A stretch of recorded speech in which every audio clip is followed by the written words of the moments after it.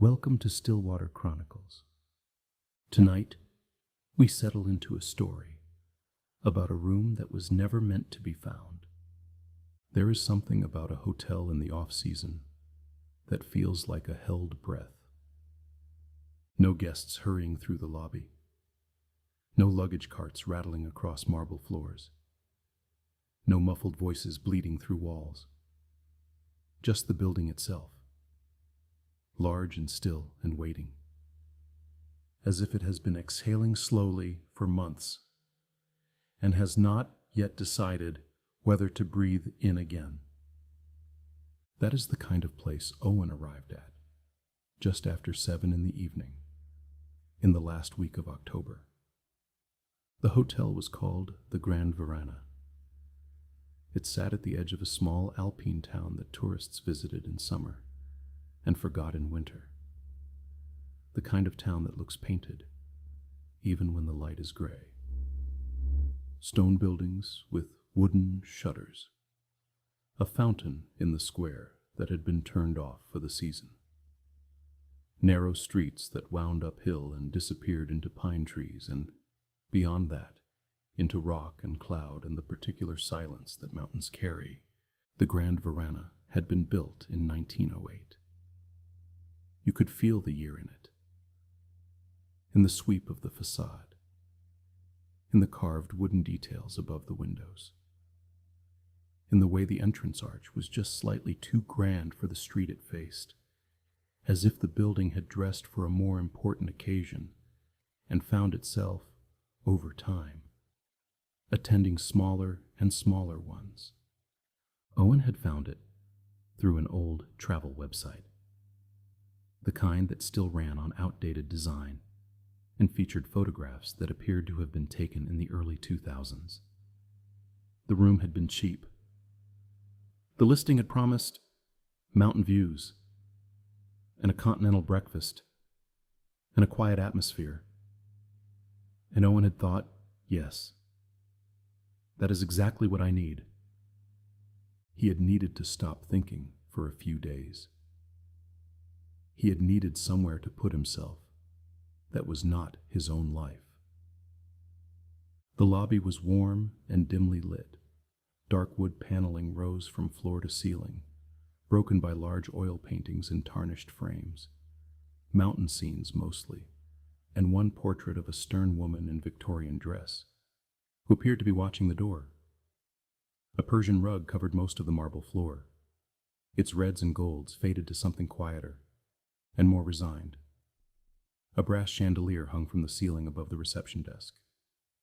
Its bulbs, a warm amber. Several of them slightly dimmer than the others. There was no one at the desk when Owen entered. He stood for a moment, bag at his feet, and looked around. He noticed a small brass bell on the counter. He noticed a rack of local maps beside it that hadn't been touched in some time. He noticed on the wall behind the desk a large, framed floor plan of the hotel. The kind of thing old hotels display to suggest heritage and complexity. 3 floors, numbered clearly. A basement marked as storage, rooms fanning out from a central corridor. He scanned it briefly, looking for his room number, and then heard a sound from the back office. A door opened. A man appeared. He was perhaps 60, with silver hair combed precisely to one side, and the kind of face that seemed to have settled, long ago, into a permanent expression of mild, professional distance. He wore a dark waistcoat over a white shirt, and moved with the careful economy of someone who had spent many years behind reception desks and had made peace with the pace of them. "Mr. Owen," the man said, not as a question. Owen hadn't finished giving his name. He opened his mouth to say it anyway, then closed it. He supposed the hotel wasn't busy. He supposed he was expected. He said, Yes, that's right, and watched the man reach beneath the desk and produce a key. A real key. Heavy, old-fashioned, hanging from a brass fob in the shape of a small circle with the number engraved in its center. 0. Owen looked at it. "Room 0, he said.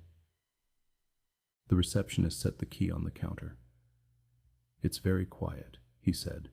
"You'll have no disturbances."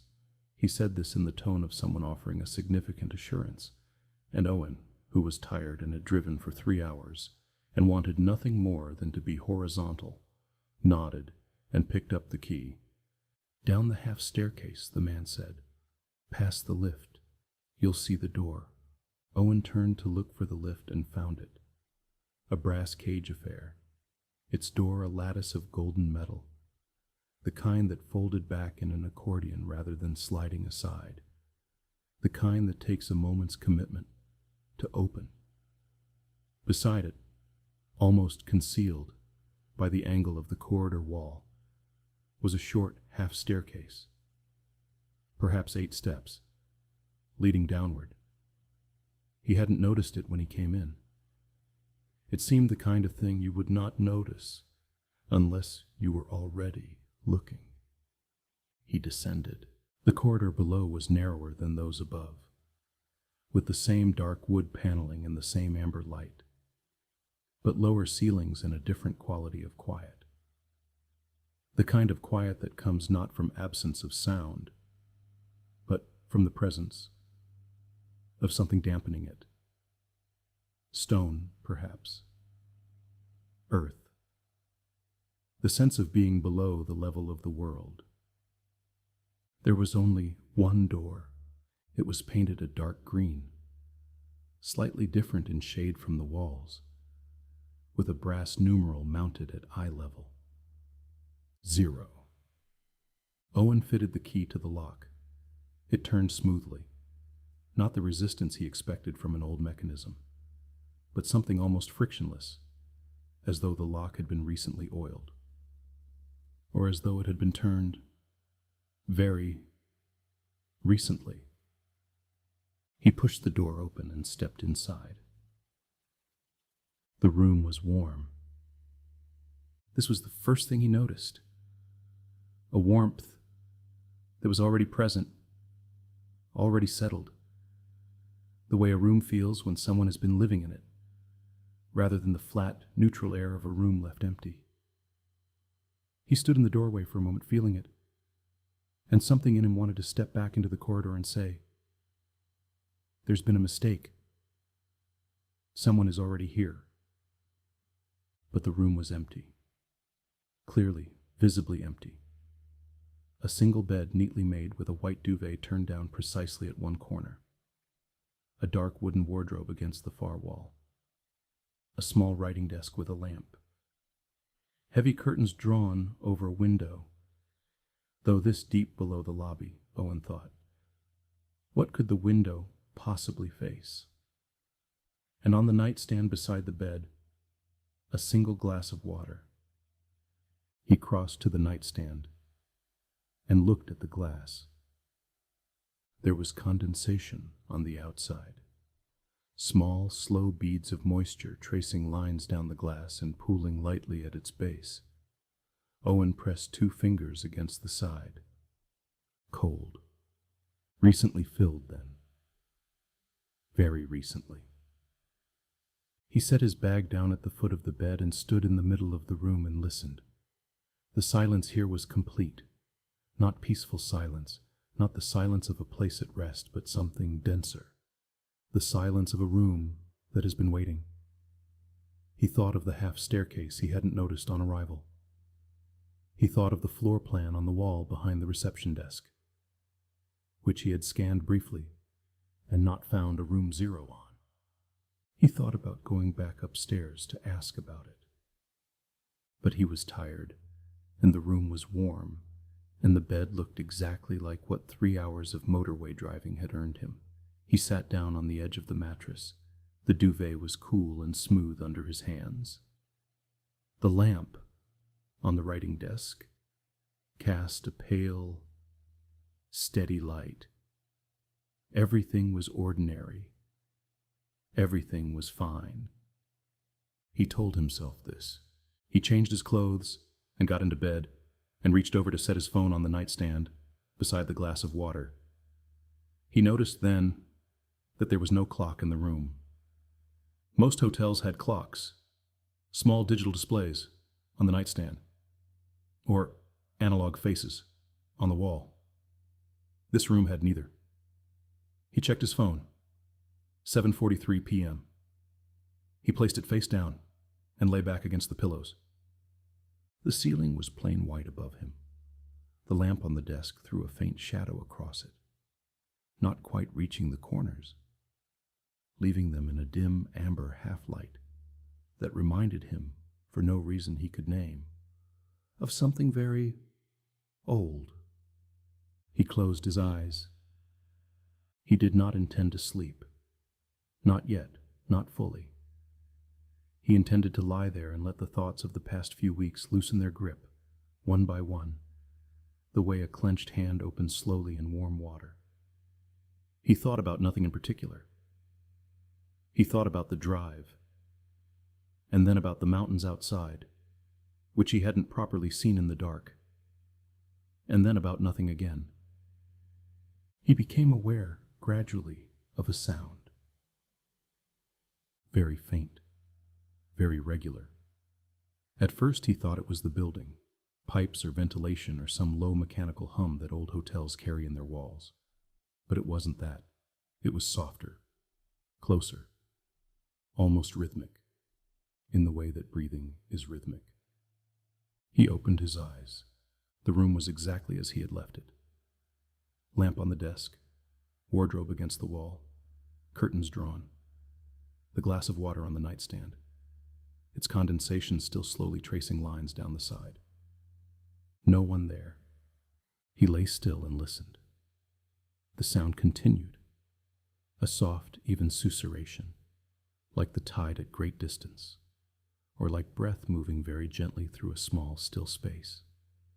He turned his head toward the curtains. They were heavy, floor-length velvet, the kind that absorbs sound rather than let it through. He watched them for a moment. They did not move. He got up. He crossed the room and stood before the curtains and put his hand on the fabric. It was thick and cold against his palm, much colder than the rest of the room. He paused. He pulled the curtain aside. The window behind it was black. Not night dark, not the darkness of sky or distant landscape seen through glass. Just black. A flat, absolute lightless surface that reflected nothing. Owen leaned closer, expecting to see his own face in it, the way any dark glass will hold a reflection. But there was nothing. Just the black, solid and unresponsive, as if the window had been painted over from the outside, or as if it did not face anything at all, as if there was simply nothing on the other side. He let the curtain fall. He went back to bed. This was the thing about being in a place you didn't know. Everything unfamiliar presented itself as either interesting or unsettling, and often as both at once. And the rational thing, the kind thing, was to assume it was interesting and leave the unsettling for the morning, when the light would arrange things more sensibly. He picked up his phone. 8:12 p.m. He checked his messages. He put the phone back down. He looked at the ceiling again and noticed that the shadow the lamp cast across it had shifted slightly. Moved to the left, he thought, though the lamp hadn't moved. He stared at this for a while. The lamp sat perfectly still on the desk. The shadow lay across the ceiling at a slightly different angle than before. He decided this was a trick of tiredness. He closed his eyes again. This time he slept. He woke in the deep dark of the night and did not know what had woken him. The lamp on the desk was still on. The room was as still as before, as warm as before. He lay in the amber half-light and felt his heartbeat slowly returning to its normal pace from whatever it had been doing. While he slept, he turned his head to check his phone. The nightstand was empty. He sat up. He looked at the floor beside the bed, thinking he might have knocked it off in his sleep. Nothing. He looked at the writing desk, the lamp, the wardrobe. He was fully awake now, and the room was lit, clearly enough to see. And there was no phone. There was only the glass of water, sitting precisely where he had placed it, still cold, still beaded with condensation, as though it had been filled moments ago. Owen stood up. He checked under the bed, under the pillow, inside the folds of the duvet. He opened the wardrobe and found only empty hangers and the faint cedar smell of old wood. He stood in the middle of the room in the amber light and understood, with a very calm and settled certainty, that his phone was not in the room. He went to the door. It opened without resistance. The corridor beyond was exactly as he remembered it. Narrow, amber-lit, the dark green door at its far end now being behind him, the half-staircase ahead. He climbed the 8 steps back to the lobby level. The lobby was still. The chandelier burned at its same low amber. The Persian rug, the oil paintings, the brass bell on the reception desk, untouched. There was no one behind the desk. There was no sound from the back office. Owen stood in the middle of the lobby and looked around, and then his eyes moved to the floor plan on the wall behind the desk. He walked to it and stood close and studied it carefully. 3 floors above, a basement marked as storage. He traced the rooms. Ground floor, first, second. He looked for room 0, for any room labeled 0, for a corridor below the ground floor, for a half staircase. The floor plan showed none of these things. The half staircase did not exist on this plan. The corridor below did not exist. Room 0 did not exist. Owen stood in front of the floor plan for a long time. The building was quiet around him. The chandelier hummed very faintly above. He thought about the key, which he had left on the writing desk in the room. He thought about the glass of water, cold and full and patient on the nightstand. He thought about the black window and the sound like breathing. He thought about the receptionist who had known his name before he gave it. He turned and looked at the half staircase. It was still there, visible, solid. 8 dark wooden steps leading down into the amber-lit corridor. It was completely real. He could see it. He could have walked back down it. He thought about not going back down. He stood there for perhaps 5 minutes, in the still lobby, with the silent portrait of the Victorian woman watching from the far wall. And he turned the problem over carefully, the way you turn a stone, over, looking for what is underneath. He was here. The room was here. His bag was in the room, along with everything he had brought. The room was not on the floor plan, which meant either the floor plan was wrong, or the room was something the floor plan had decided not to include. These were different problems. He walked back to the half staircase and went down. The room was exactly as he had left it. His bag at the foot of the bed, the lamp on the desk, the writing desk with the key placed precisely at its center, though he thought he had left it near the edge, the glass of water on the nightstand. He sat on the edge of the bed. He looked at the glass of water for a long time. The condensation was still there. Fine, cold beads on the outside of the glass, and the water inside clear and undisturbed and cold. He thought about who had filled it. He thought about when. He thought about the fact that he had been in this room for several hours now, and the condensation had not dried and the water had not warmed, and if you left a cold glass of water long enough in a warm room, eventually the two temperatures would find each other, would reach an equilibrium, would stop being different things. This glass had not done that. He lay back down on top of the duvet and looked at the ceiling and let his eyes trace the shadow that the lamp cast across it. The shadow was back in its original position. He was almost certain of this. He couldn't have said how he was certain, but he was. He decided, very calmly, that he would lie here until morning, and then he would pack his bag and go to the desk and check out, and that would be the end of it. He would find another place to stay, or he would drive home, or he would simply be somewhere that was not this room. He closed his eyes. The warmth of the room settled over him. The silence, that dense, patient silence, pressed gently against the inside of the walls, and from somewhere, very faint, he heard it again.